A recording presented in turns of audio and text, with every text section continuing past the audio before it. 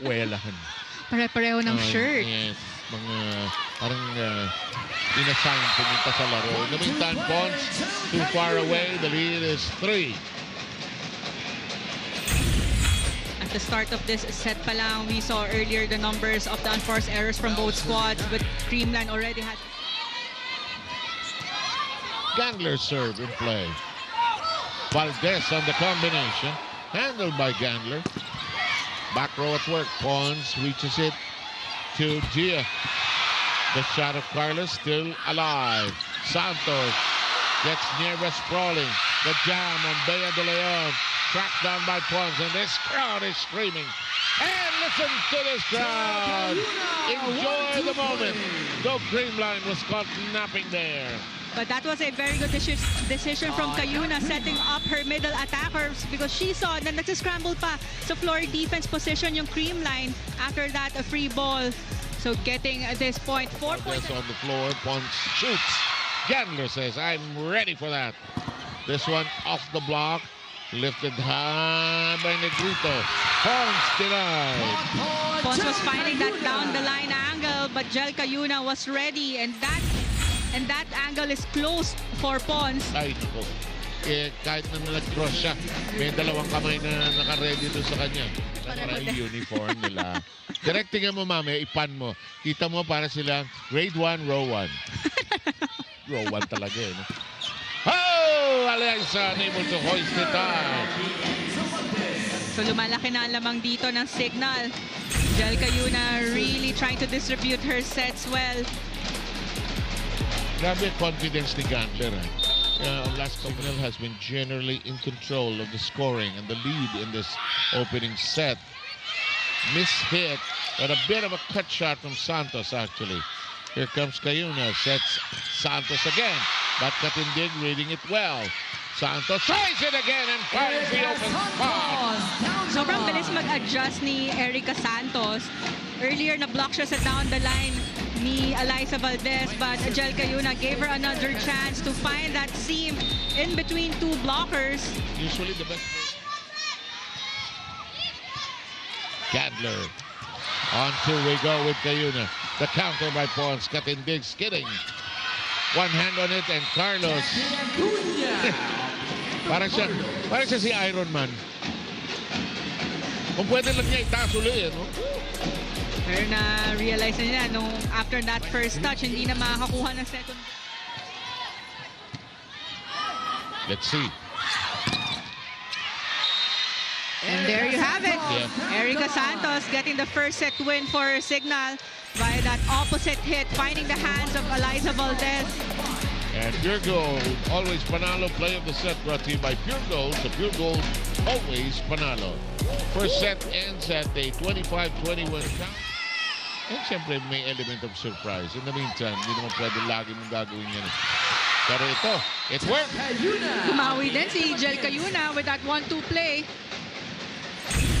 We actually have two very good setters battling each other here. And now the serve will belong to one of those setters. Kayun what she has done so far. 7 yan kanina, ngayon 10 na. Bea de Leon, no firm contact. Santos and manages to kick it outside. And we are tied at 7. It's actually hard to block Erica Santos kasi pag nakita niya na una yung blocker sa kanya, she will face a down the line. Timeout mark ahead of Signal here. If they score here.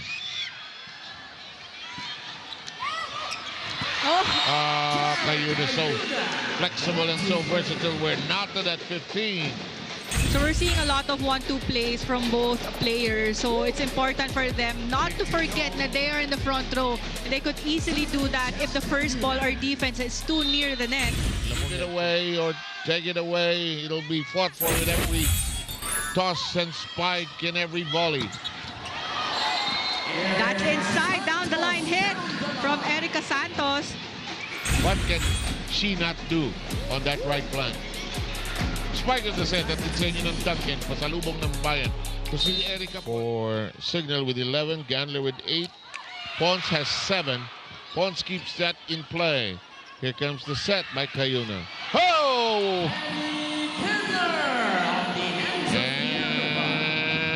Gandler beginning to hum here.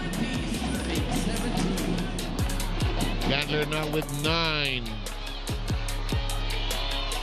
One apiece.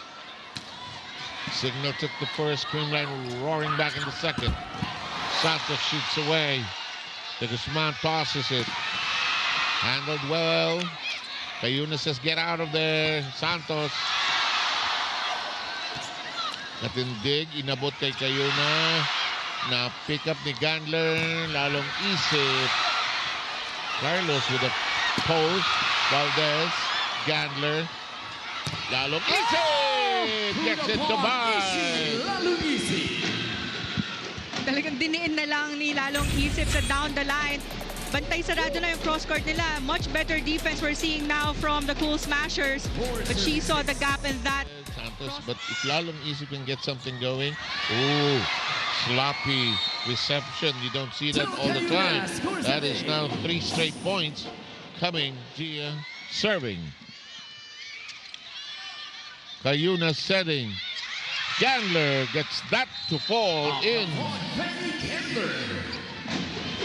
You could hear in the timeout from Coach Shaq na ni-remind niya yung mga players niya no, na nag-adjust na rin sa defense itong Creamline. Bantay sarado na yung mga angles ng attackers niya. So they need to change their... Miss a single moment. Catch all the action live on the Pilipinas Live app. Also on One Sports and on One Sports Plus.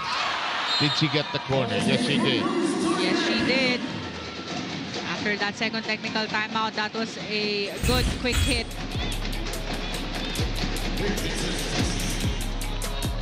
Doria Aquino finding that court. Very good attorneys. He's a volleyball fan. Attorney Romy Macalintag who's watching. Thank you, sir, for enjoying the games with us. In the meantime, alam mo ang volleyball kasi all ages eh. Merong nakita ko yung post ng Taimika Reyes, yung lola, kinausap niya. I have a classmate who's also a lola. She's here right now watching the games. There are children shouting, "Go Green Line!" Which was a concern of Sherwin Meneses that they had to manage a little better Cayuna. Alam mo, ang galing ni Jel Cayuna. Pag alam niyang malapit sa net at front line siya, iuhulog na niya. And hindi lang easy over, no? Talagang ididiin niya. Ididiin niya, para hindi na bumalik. Take a look at that. Trying to keep the Creamline team away. Wow, Doria. I love that set from Jel Cayuna. There was a fake set or jump, parang delay on the jump. And biglang nakita niya doon si Doria. Be quick. Quick hit. And they were able to execute that really well. They're only down by 2 points now. Erin Pangilinan seeing action for the first time here. Cut shot by Santos. Toss to the other end. Gandler kneeling down. Some zone. Playable. Carlos. Kicked up by Santos. Gandler. Up on the line. Block. Block.